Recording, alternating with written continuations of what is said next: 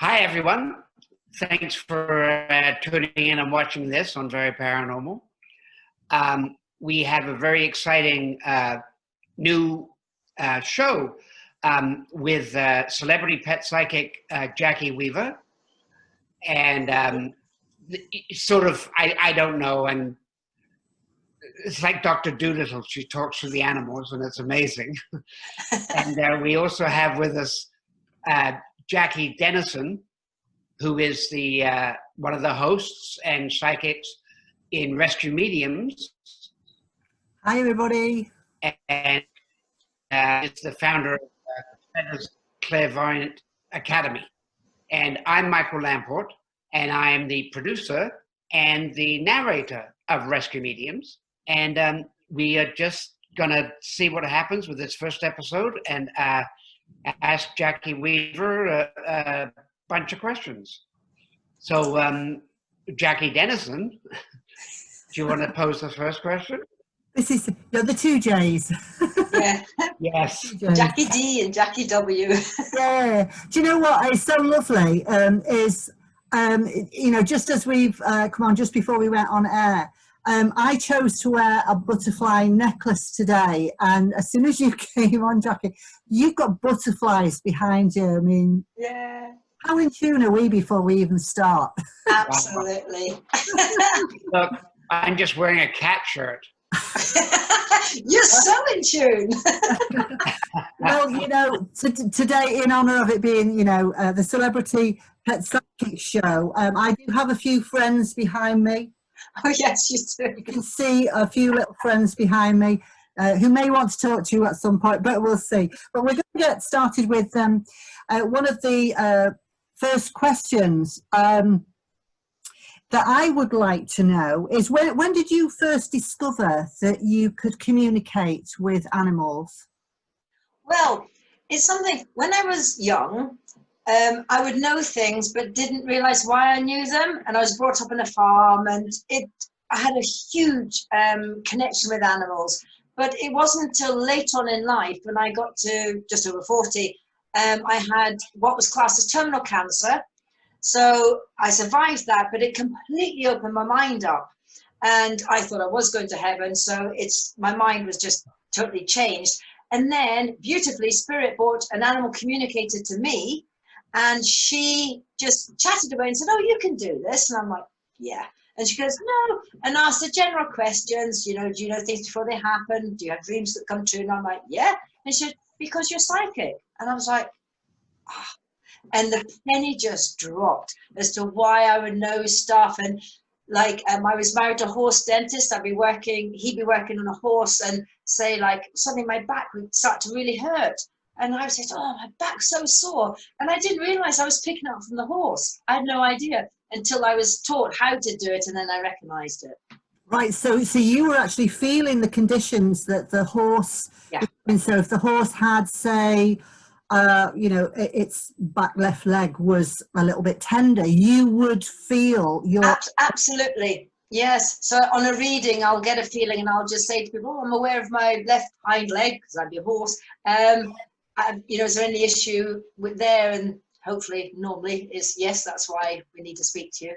Yeah. That's interesting, because when I'm doing a reading, obviously with humans, it's the same sort of thing where you get a feeling of, or maybe someone has a chest condition, or, yes. Has had a heart murmur or something like that.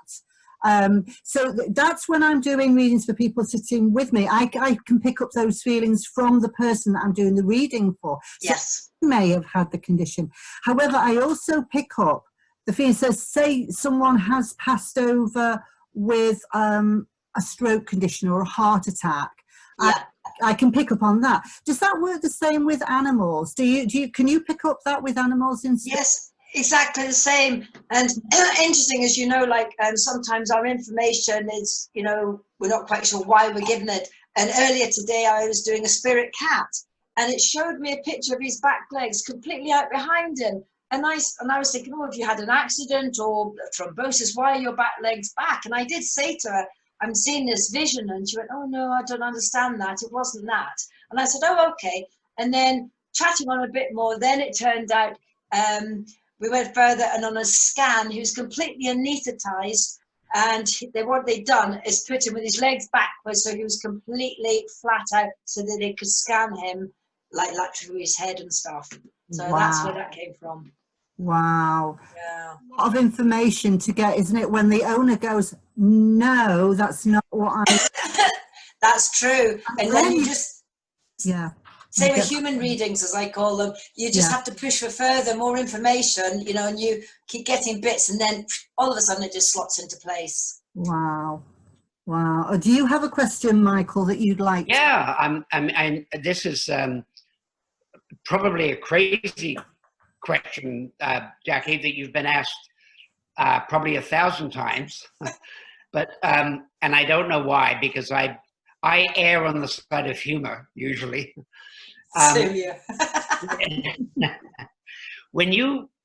This is crazy. When you go into a zoo, do you hear the animals? Like, does the bear go like, "Hey, how you doing?" And the giraffe goes like, "I'll stick my neck out for you, lady." I mean, do you hear the animals talk? Not in that way, because I kind of always say to people, it's like us humans can talk. When you go in a pub, not everybody shouts and hello, you can talk to me. That's true. Yeah, but we actually go and specifically ask, and I have done, funny enough, recently. I've forgotten about this. A client came back to me with, I think it was a dog, but I said, "Oh, I recognize your name." She said, "Oh yes, you've done some work before." And I chatted to 2 elephants that she was helping regarding a zoo. And the strange thing was that when they were talking to me, they described themselves as, "I'm the bigger one, smaller one." So the whole conversation, and the smaller one says, and the bigger one says, yeah. So when you communicate with them, so they do have a sense of humor. Oh, honestly, I have such a laugh. And even on spirit readings, when you think it's going to be really sad, oh boy, don't animals want to make you laugh? Yeah. For like domestic pets, for people that are watching that have a dog or a cat, and I'm only using those 2 as an example, which one of them is the more humorous, do you think? Well, I actually would say even Stevens, that some have got, as in humans, big personalities, small. But I'll give an example of a funny one yesterday from a dog of saying something I just thought was so slightly odd but funny. And she was on about, she had the dog's ashes. And she said, it might sound strange, but I put them beside me, you know, on the settee while I'm watching television. And he said, "Oh, that's fine." He said, "But you wouldn't want to take me shopping." He said, "People would think that was really strange." And she said to me, she said, "Yeah, I wouldn't." And I said, "I always took the dog shopping." She'd even taken him into shops that you weren't allowed dogs. And so it just went on. So imagine if you took a casket and just put it on the floor while you're looking at something and pick it up and walk on. People would just label you as really strange. And and the dog was just feeding us for fun. It was great. That is great. I mean,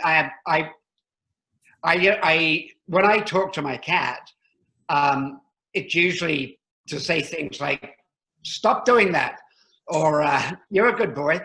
And he looked at me this morning before we started doing this, and I don't know, but I thought he said to me that this horrible coronavirus that's going around the world, that cats and dogs can't transmit it, but as a cat, I wish I could, because he's a bit mean. Oh, bless. But he's lovely. Yeah. But most cats are just their own people, aren't they? Yeah, but some cats are actually very like dogs. It's unbelievable. Some are just so like, and I just think they're just like little people or little dogs. And you can whistle them and they come, they act like that. And yeah, some, yes, use their house as a hotel. But some of them have got amazing personalities. And even rabbits. I am just staggered what amazing pets rabbits make. You know, they're not just dumb little animals that should sit in a cage. They can be really absolutely fabulous pets. Yes, I've seen that. A friend of mine in Canada here, he has 2 rabbits, and he and his wife, they play with them in the backyard. Yeah. Like all the time, because the rabbits just like want to play, and they don't run away. They just want to play. Yeah, absolutely. Sweet.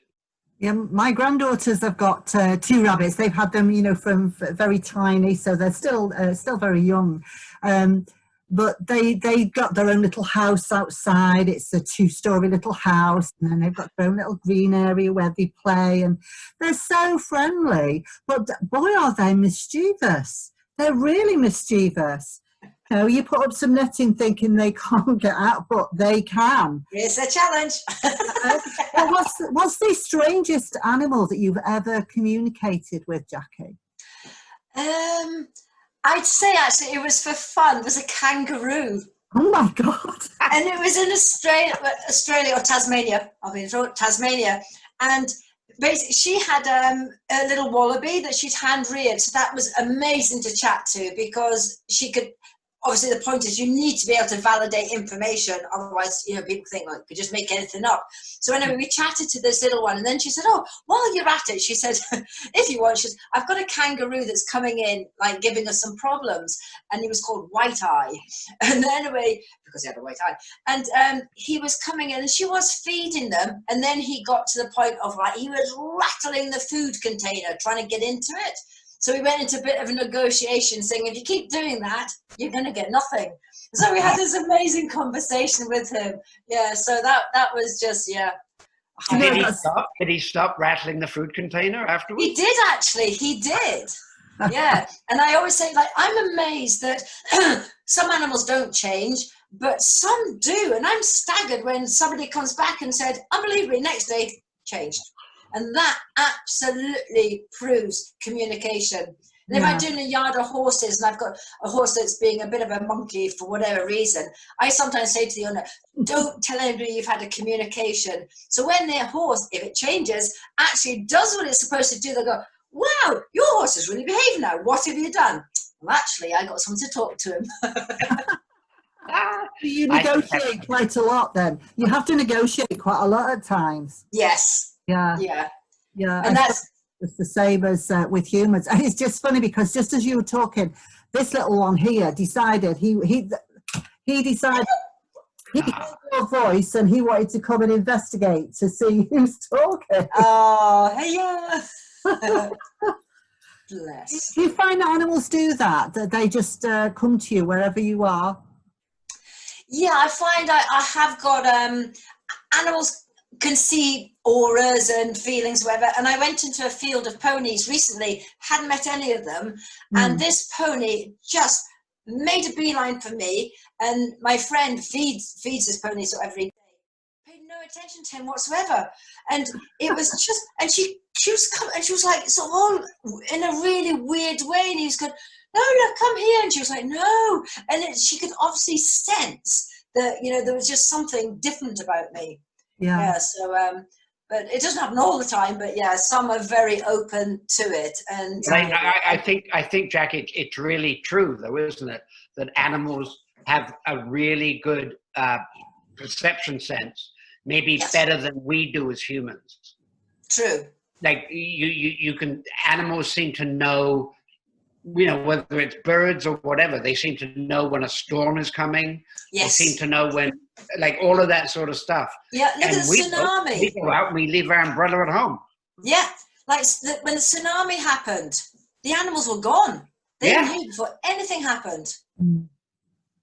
Yeah, so, but talking about when animals choosing what to do or understanding people, I actually, because you can obviously ask questions of animals, I actually asked a cat, why do cats go and sit on someone's lap that they know does not like cats?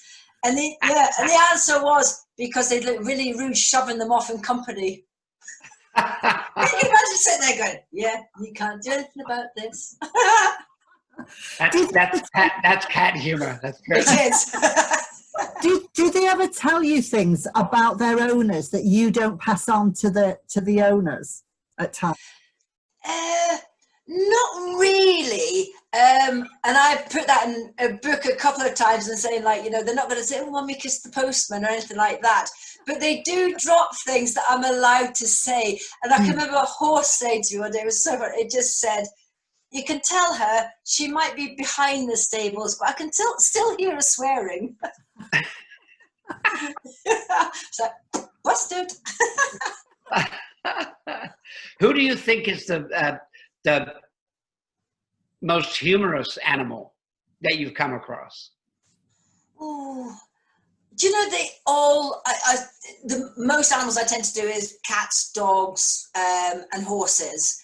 But I'd say even small ones, if their personality, they've got that lovely, strong personality, they'll have a sense of humor. So it doesn't matter, you know, what animal they are, to be honest. You know, I've even chatted to a skunk, and actually I think that one was funny as well.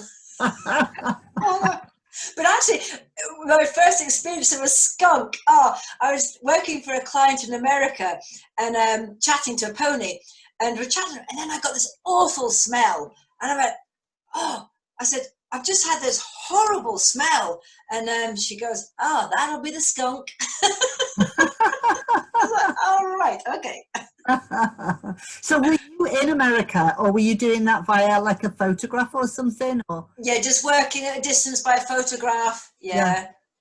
So it's lucky because then you can work anywhere. It just shows how powerful that is, how you've got that ability to be able to link in to someone through distance. I know that I do distance readings with humans, but you can do that also with animals, which is absolutely. It's all just, it's the same, isn't it? And I know it's on a wavelength, but I can't explain exactly how it works. I'm just, you know, so grateful that it does. Yeah. Do you find, Jackie, that animals gravitate to you? Like if you go to somebody's house, and like mine, for example, and I have a cat, would you find that animals will gravitate to you? Yes, and often like someone will say, "Gosh, she's not normally like that with anybody," and they'll just, you know, they just, I think, sense that, you know, there's something on the same level as them or something about me. And again,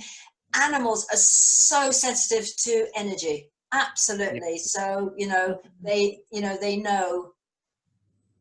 What was the most reason for somebody asking you to do a reading for their pet?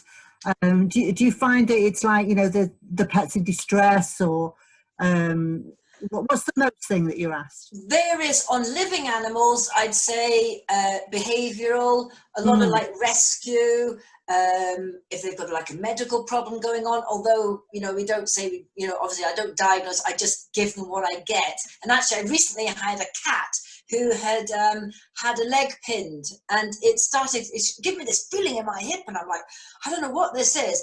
And she said, he's got a pin in his leg, and it just said so clearly, "Needs to come out."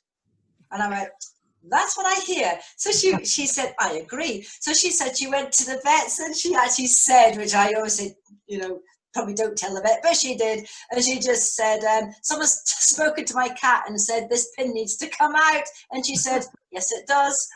And it's made a huge difference to the cat, because he'd also been putting up with the discomfort for quite a long time. Since the pin's come out, he's really actually, and he's 10 years old, really come into himself again. So it just shows you. Wow. That's really wonderful. That a story like that is absolutely wonderful, because we as humans, you know, when you've got something wrong with you, we know that something's got to change. You know, you've got to exactly, and it can bring us down, you know, in our way, doesn't it? And then suddenly the pain goes. Yeah, but the most beautiful thing about the connection, as you know, it's all synchronicity. On my next book cover, it's her cat that is on the front of the book, and it was a picture done by an American artist, and they've got like a tartan collar on it, and it's beautiful, set in a lovely background. So I said, "Oh, do you think I can use this?" And she said, "Yeah, I'm sure." So anyway, got it into the cover and stuff, and I sent it over to her, and she said, "I'll send it over to the artist." And the day she sent it, it was the artist's birthday. Wow. And she said, I'm just so pleased to see my work on a book like that. So Wow. just the synchronicity was beautiful. That's Fabulous. great. Fabulous. How many books have you written, Jackie? I'm on number 10 now. Wow. My I goodness. know. And where can people get hold of them if they on Amazon? It's Yeah. the Animal Psychic is, you know, and I think 8 of them are all animal communication stories and stuff. And then the other one that I've done is about pet grief. And that's probably one of the main reasons that people come to me for readings is they're brokenhearted at losing their animals. Yeah. So linking to them, proving that live on in spirit, same as you do for humans. Yes. It just, honestly, you can just unbreak people's hearts. And it's an honor to do it. Well, we'll put a link up on Very Paranormal, because I know I've had 1 dog and 2 cats pass, and I've also had humans, very like family and everything. Yeah. And I personally grieved more for the passing of my pets than I did for my mom, which is terrible to say. Well, exactly. Everybody says that, but I address that in my pet grief book, because I say we look after our animals like a child. Logically, we know our parents are going to go before us, or they should. Okay. Yeah. Our animals are like children. So I say to people, don't feel guilty. It's a different relationship, and it's completely and utterly understandable. And it's using techniques like, you know, like if you put something in your head and drop it into your subconscious, it can come back to help you when you need. So one of my things is like people struggle, they go to work or whatever, and someone goes, oh, it was just a cat. So I say to people, in good times and everything, just log into your subconscious, repeat it a few times, just say the words like, if someone says, oh, it's just a dog, just a cat, I will pity them, for they have not had the love of an animal like I have. Yes. And you say it a few times, put it in your head, and then when someone says that line, do you know, it just dissolves it. I think that's beautiful. I know that, and a lot of people are unable, if sadly their animal has to be put down for medical reasons or whatever. A vet friend of mine said one of the most important things is, even if it's so distressing, for the owner to be in the room when the pet is put down, because she said that when they're doing it, if you're not in the room, that's the first person they look for. As dying. They look around like, where's my family? Well, yes, saying that, if I go from the animal's perspective, and I dealt with one of these today, because of COVID, a lot of people are not allowed to be with their pets when they're put to sleep. So that's caused a huge distress for people. And the lady today said, I didn't get to say goodbye. And the animal said, yes, you did. And she said, but I wasn't there when he was put to sleep. I said, no, but you did get to say goodbye. You said it all before he left you. And I said, it's like 15 minutes. And she said, yeah, it was 15 minutes. And they brought him back. So, you know, although, like, this is why I love my work, is because you can ask from the animal. I can't, I obviously, you know, it's not my answers. I just asked them, and he just went, yes, you did. And she went, oh yeah, actually, you're right. I did get to say goodbye. And often animals are really kind of not with it when they're being put to sleep as well. There's all different things. It's useful to know that. It's very handy to have that information there. It's very comforting to have that information there in that way. So yeah, I'm sure that the book in particular about pet grief is one that would be very, very comforting to a lot of people. Absolutely. And it just addresses so many things. They'll find in the book, I was just basically channeled to do it. And, you know, it was to do with my dog Sally, and the whole thing just panned out. But even when I read it afterwards, I thought, gosh, there's things in here that can help humans. Because, you know, and just understanding, and even now working with clients, when they're you know, totally in grief, I just say, well, if you can just take a second to now look back into your life, there's something that is not emotionally hurting you now, but did maybe years ago. And I always say, like when I lost my dad when I was 17. So I said, just cast your mind back. And I said, can you think of anything? And like, yes. I say, right. So now you realize you did come through that. You started to smile again. So that now tells you, do you know something? You will be all right. You've done it before. You'll just go through that curve again. That's really, really good advice. Yeah. But you said at the beginning of this conversation that you recovered from cancer. Yes. Well, congratulations. That's fantastic. Thank you. That's amazing. Yeah. Well, I'm blessed. I was given, they told me after I had stage 4 cancer, I had it here, there, and everywhere. Yep. And they put me into the terminal ward on a lot of morphine, and they said they didn't expect me to come out. They gave me 4 weeks to live. But the beautiful thing is, I actually did this type of work for my oncologist secretary. Because when I got over, because I'd always like going every 3 months, whatever, and they were like, okay. And anyway, so I worked for her and told her stuff about her dog. So of course she told her boss. And my first book I ever did, I went and gave a copy into the unit for the oncology unit for people to be able to sit and read when they're having chemo or whatever. And my oncology people said, we have no idea how you do it, but you've proved it, and thank you. So I said thank you to them. Wow. Amazing. Well, congratulations. That's incredible. Yeah. Well, we're so glad you've overcome all of the cancer. You're able to talk to us now, and obviously something wonderful has come from that time when you had this almost metamorphosis, really transformational time. Absolutely. You are working in a spiritual way with animals. We're very thankful for that. Just thinking about the next episode, because I'm sure the viewers would absolutely love to see more of you. We'd certainly like to chat more to a whole load of questions here that we couldn't get through today.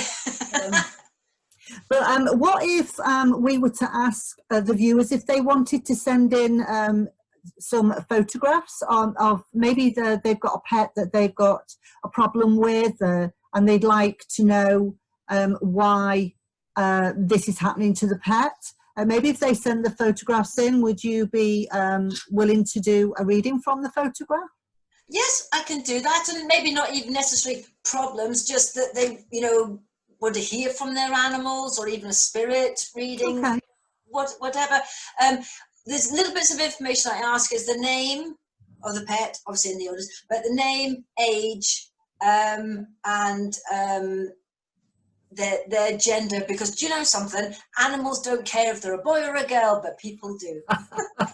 So, yeah. That's so refreshing. Yeah, and if they've passed over, when they've passed over. And the other thing I always say to people is how long have they had their pet? Because sometimes they've only had them, say if it's 5 years old and they've only had it for a year. Yeah. Sometimes it's because they've come through rescue or whatever, and we have to deal with things like that as well. Okay, good. Yeah, that's excellent. One of the funny things, though, I guess I don't know if we leave on this note, but one of the funny things that I read somewhere is that because of this COVID coronavirus thing, dogs look at you because you're trapped in your house, and they just go, "This is great that you're here." And cats look at you and sort of say, "Did you just get fired? You don't go to work anymore." Oh, bless. I know it's been a beautiful time for people to spend quality time with their pets. Yeah. Where did you get 3 months off to go, yeah, I can spend time with my dog? I know. 81 miles 1 month during COVID just because I could. Yeah, exactly. My dog, bless him. So maybe all these animals are going to have real severe personality disorders now that everybody's going back to work. Yeah. There's going to be a huge, I know I'm going to get working. There's going to be a huge problem with animals that suddenly are distraught because their owners have gone. Yeah. So it's like I say to people, start weaning yourself off again so they can get used to it. Yeah. Otherwise, it's going to be a calamity. Yeah, good advice. Very good advice. Well, it's been wonderful talking to you, Jackie. It's been a joy. Thank you. Thank you. No, thank you. And well, thanks both of you. And let's hope that we do, when we do episode 2, let's hope that we get some other viewer questions and some more stuff from Jackie, Pet Psychic Celebrity. And let's see, and we'll put a link up to you. And this was fantastic. It's really heartwarming that you have such an affinity for pets. Thank you. Well, they need a voice, and I'm happy to give animals a voice. Yeah. Perfect. Okay. Thank you very much. Bye. Bye. Bye.